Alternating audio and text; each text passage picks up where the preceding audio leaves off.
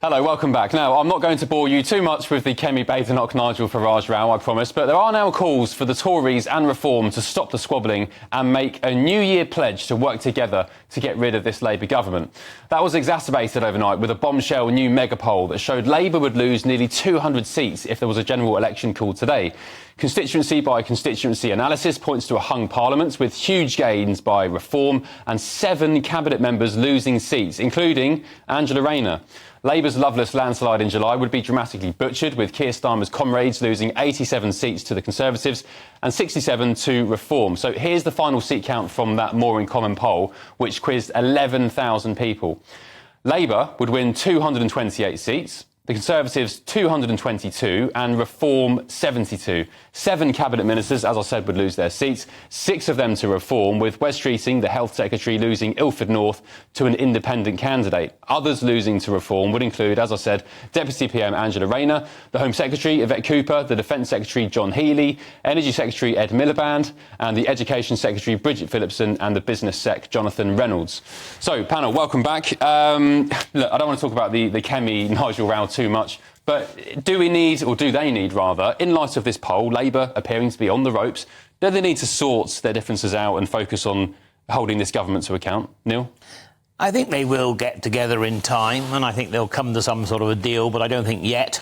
And I think what we've got to do now is, like you said, in Parliament, then Kemi has got to get to grips with Keir Starmer, because, I mean, I think the story, to be honest with you, in some ways, is not just about Reform and the Tories. It's about the way that, Keir Starmer got in with only 34% of people supporting the Labour Party, and now that's down to about 25%. And I think it must be hugely worrying for a Prime Minister who's only just got into power. And also, he overdid, how terrible things are, because actually people started to believe him. And, of course, economies are fragile things. And when people stop spending, stop investing, then you have a budget where they tax every business known to man. Then they wonder why they've got no growth and why nobody's got any confidence. So they've actually sort of spun themselves in a web that I don't see they can get themselves out of easily, because the economy's not going to pick up, and unfortunately I think people just don't really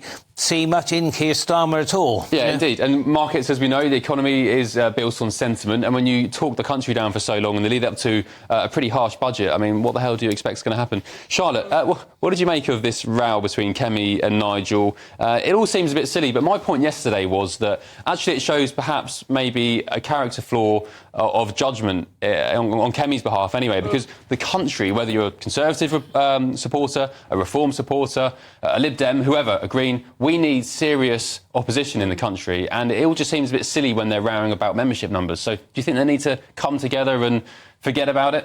I don't think they need to formally do it, but what Ed Davey and Keir Starmer did in the build-up to the election in the summer was they kind of informally just started agreeing with each other, and in terms of pushing against the Tories. So all Kemi needs to do, really, is just focus on the Labour government. Just for the next 4 years, just slowly find loopholes and holes and push against it. But there's no point in kind of fighting with Farage. It's a waste of her time. And actually... And letting Starmer off the hook. And letting Starmer off the hook. In the meantime, she could even unilaterally create an electoral pact by just being nice, vaguely, about Farage. Because, actually, he's a bit of an old charmer. He'll respond quite well to that. And then they can just focus both of their energy on taking down Starmer. And what that mega poll shows is that, actually, Reform is quite a lot... They're neck and neck, Labour and Conservatives, but Reform's quite far behind. So she doesn't need to worry about Farage. She should turn her attention to Starmer and actually be a bit, why not compliment Farage every now and again? They're quite aligned on some issues. So, Susie, as the Labour aficionado here, what do you think Keir Starmer's thinking of this row between Reform and the Tories? I mean, I don't know. I suppose, I mean, look, I think he's got lots of other things to be focusing on. He's running the country, isn't he? So, I mean, look, I kind of agree. I think the Conservatives rightly should be concerned about reform and Nigel Farage because, as we know, he's very good at what he does. And there's a lot of people in this country that think he's a man of the people and think that he's got his finger on the pulse and whatnot. And so I think it's right that, she does have concern about him. But yeah, it doesn't seem wise to me. Ultimately, we are the ones in government. I don't think she's also doing that, like Prime Minister's questions. I don't obsessively watch Kemi Badenoch, but I don't feel like she's doing a particularly good job at Prime Minister's questions. And not that I want her to, I think that's the general consensus. She tried to take him to task on immigration the other day, and she was absolutely schooled because Keir Starmer just said, "You're a fine one to talk about immigration, Tories." What about this poll, Susie, the mega poll? You're losing 200 seats. And if indeed the Tories and Reform did, get together and put their differences aside, they could have a coalition government. Yeah, I look at this poll. I think it's what is it? It's 5 months off a general election, 4.5 months to 4.5 years to the next general election. I don't really particularly feel like it's that relevant. I think there's so much that's going to happen in the next 4.5 years.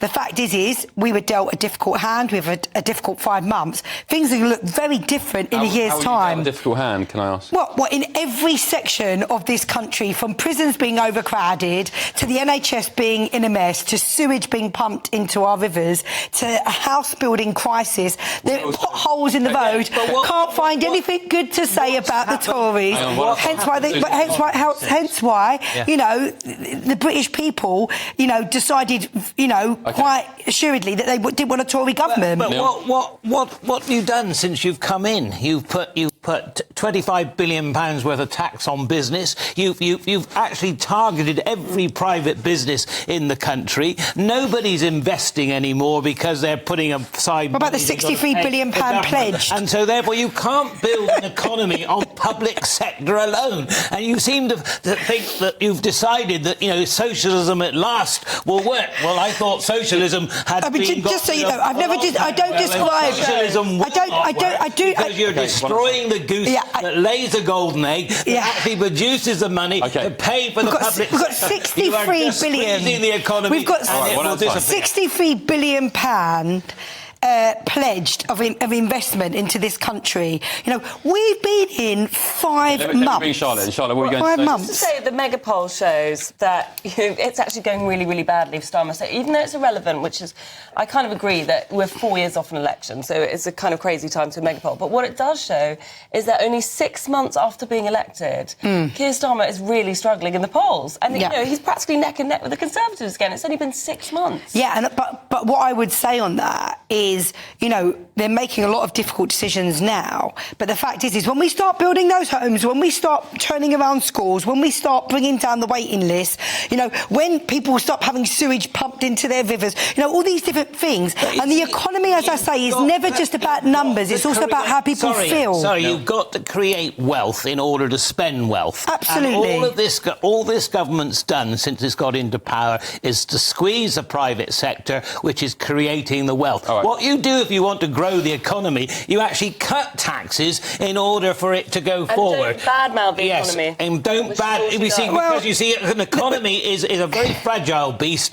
and if you keep on at people how terrible it is, stop spending, stop investing, and it all shrinks. And your economy's shrinking. You won't have the money to pass. Let's see where we are in a few years' time. I'll look forward to it because I rather fear, politics aside, that this country is going to go downhill fast. And it's all due to the new Chancellor. I'm sorry. That's where it is. As I said to Michael Pack, the Wall Street Journal documentary maker, 10-year gilt yields now 4.6%, much higher than when Liz Truss was ousted. So why isn't Rachel Reeves out on her backside? Exactly. Susie, I was about to call you Lucy. Susie, can I just say? You said that they inherited a massive mess. Labour inherited the fastest growing economy in the G7. Interest rates falling, mortgages coming down, energy bills coming down, so you didn't inherit that. I'm sorry, let's just be really clear. There's a reason why the British public across this country voted to get the Tories out. Because on housing, I'm going to speak on housing, on education, on the NHS, on immigration, which trebled crumbled under your lot in every single sphere that you can look at. There was nowhere to look where there was any kind of success. And what I would say, 63 billion pound that's been invested, that has been pledged since Keir Starmer's come in. 5 months in, you can't mark a paper 5 months in.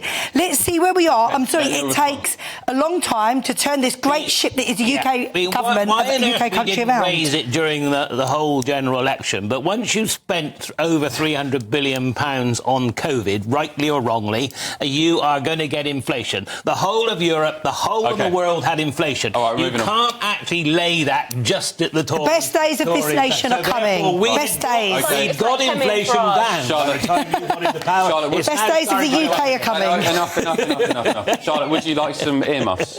Yeah. I'll get a producer to bring you some in. I've got PTSD already. For you, stuck in the middle. Yeah, right, I'm sorry you're suffering, Charlotte. We'll try and make sure you don't suffer. OK, thank you. We're going to move on.